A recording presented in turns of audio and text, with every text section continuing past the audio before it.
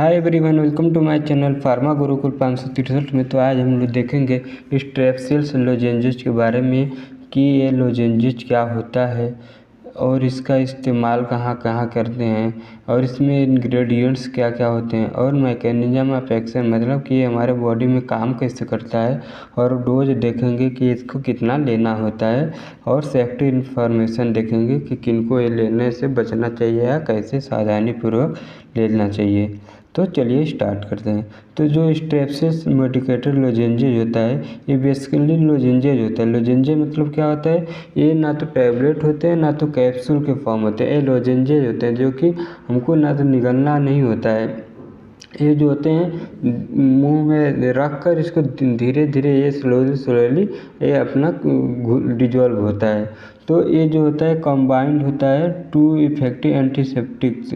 दो एंटीसेप्टिक होते हैं कौन कौन से, एक डाइक्लोरोबेंजाइल अल्कोहल और एक एमाइल मेटाक्रेसोल होता है, जो क्या करता है relieve the discomfort throat in the soothing Honey. जिससे ये क्या करता है डिस्कम्फर्ट मतलब जो अजीब सा लगता है गले में या तो खरारत जैसा लगता है गले में, तो इसको वो ठीक करता है और उससे आराम देता है। क्या रहता है, हनी रहता है, लेमन फ्लेवर रहता है, जो कि इसको के कौन कौन ले सकता है, तो एडल्ट भी ले सकते हैं और चिल्ड्रेन ओवर 6 ईयर, जो 6 साल से ऊपर के बच्चे हैं उनको ये लेना चाहिए, क्योंकि ये छोटे बच्चों से देने से बचना चाहिए, क्योंकि जो छोटे बच्चे हैं इससे निगल जाएंगे तो इससे काम करने नहीं कर पाता है। तो इसलिए छोटे बच्चों को नहीं देना चाहिए और जो 6 साल से ऊपर के बच्चे हों उनको ये जो लोजेंजेज है देना चाहिए। तो अब देखते हैं कि ये जो लोजेंजेज है स्ट्रेप्सिल्स है इसमें कौन कौन से इंग्रेडिएंट्स होते हैं। तो इसमें जो पहला इंग्रेडिएंट्स होता है ये डाइक्लोरोबेंजाइल अल्कोहल होता है और मेटाक्रेसोल होता है। जो एमाइल मेटाक्रेसोल और डाइक्लोरोबेंजाइल अल्कोहल होते हैं इनके हम लोग देखेंगे आगे कि क्या कैसे हमारे काम कैसे करते हैं। तो और ये जो होता है फ्लेवर इसका ऑरेंज होता है, ऑरेंज का इसका फ्लेवर होता है। तो अब देखेंगे इसका कि यूज मतलब ये हमारे इस्तेमाल कहाँ कहाँ करते हैं। इस जो स्ट्रेप्सिल्स मेडिकेटेड लोजेंजेज होते हैं तो ये क्या करता है, provide from the sore throat मतलब कि जल्दी से जो सोर मतलब खरारत जैसा गले में रहता है उनको जल्दी से रिलीफ करता है। ये ऐसा मतलब 5 मिनट में इसका काम शुरू हो जाता है। Gives relief long lasting relief मतलब ज़्यादा समय तक इसका काम करने का असर रहता है। Relieve the symptoms of the bacterial throat infection, जो बैक्टीरियल रहते हैं थ्रोट इन्फेक्शन किए रहते हैं उनसे ठीक करता है। और क्या करता है, antiseptic in the treatment of infection in the mouth and throat. ये जो होते हैं माउथ और थ्रोट के इन्फेक्शन जो होते हैं उनको ये ठीक करता है। और सूथी द ईचिंग थ्रोट मतलब जो ईचिंग जैसा रहता है गले में तो उसको ये आराम देता है। ये एंटीवायरल और लोकल एनेस्थेटिक का भी प्रॉपर्टीज रहता है इसमें। तो अब देखते हैं कि ये मैकेनिज्म ऑफ एक्शन की ये हमारे बॉडी में जो लोजेंजेज रहते हैं कैसे काम करते हैं लेते हैं। तो ये बेसिकली इसमें 2 सॉल्ट थे, एक था एमाइल मेटाक्रेसोल और दूसरा था डाइक्लोरोबेंजाइल अल्कोहल। डाइक्रेसोल के बारे में देखते हैं कि मेटाक्रेसोल क्या करता है हमारे बॉडी में कैसे।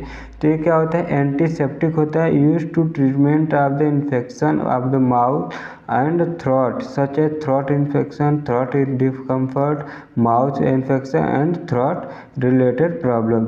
ये क्या करते हैं कि जो माउथ मतलब मुंह में और जो गले में इन्फेक्शन रहते हैं उनसे ठीक करता है और जो गले में थोड़ा इरिटेशन रहता है जलन रहता है उनसे भी ये जो एमाइल मेटाक्रेसोल होता है उससे आराम देता है। अब देखते हैं कि डाइक्लोरोबेंजाइल अल्कोहल कैसे काम करता है, तो ये जो होता है माइल्ड एंटीसेप्टिक होता है, एबल टू किल बैक्टीरिया, जो बैक्टीरिया आते हैं किल करता है उससे, virus associated with mouth and throat infection, जो थ्रोट और माउथ में इन्फेक्शन रहते हैं उनको ये वायरस जो रहते हैं उनको किल करता है और आराम देता है गले में। तो ये हो गया मैकेनिज्म ऑफ वैक्सीन के हमारे बॉडी में जो सॉल्ट कैसे काम करते हैं। तो अब देखते हैं इसका कि बेनिफिट मतलब कोई लाभ क्या है, इसको हम खा रहे हैं तो स्ट्रेप्सिल लोजेंजेस, जो लोजेंजेस होते हैं तो रिलीव करता है, पहला relieve the symptoms of bacterial throat, क्या करते हैं रिलीव करते हैं, जो गले में बैक्टीरिया के संक्रमण के लक्षण से आराम देते हैं, इन्फेक्शन एंड थ्रूसेस रिकवरी प्रोसेस, और ठीक होने की प्रक्रिया को आसान बनाते हैं। और इसका provide the warm comforting feeling during sore throat, ये जो गले में खराश के दौरान मतलब गर्म जलन और रहता है उससे आरामदायक और आराम एहसास देते हैं। अब देखते हैं कि जो स्ट्रेप्सिल्स मेडिकेटेड लोजेंजेज होते हैं इनको डोज कितना होता है। तो अब इनका डोज देखेंगे तो इनका डोज जो होता है, पहला तो अपने से मेडिसिन लेना चाहिए और ये विदाउट डॉक्टर के सलाह के नहीं लेना चाहिए, ये जो भी मेडिसिन ले डॉक्टर की सलाह से लेना चाहिए as directed by your doctor.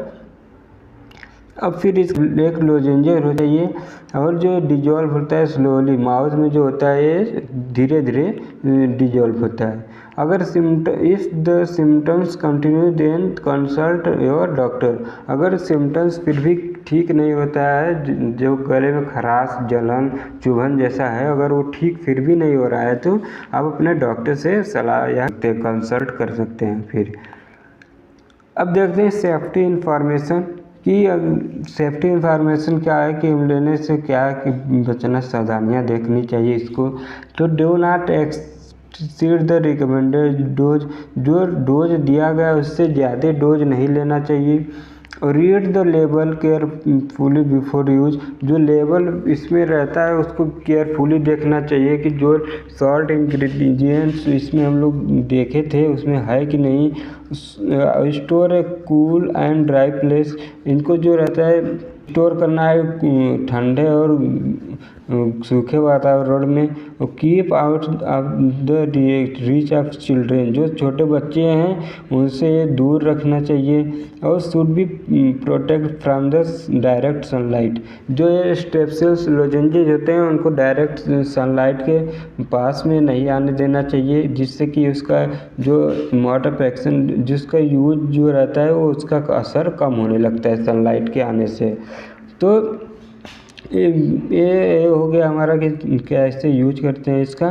तो थैंक यू यहाँ तक बने रहने के लिए। वीडियो अच्छा लगा हो तो प्लीज़ कमेंट करिएगा। Thank you so much.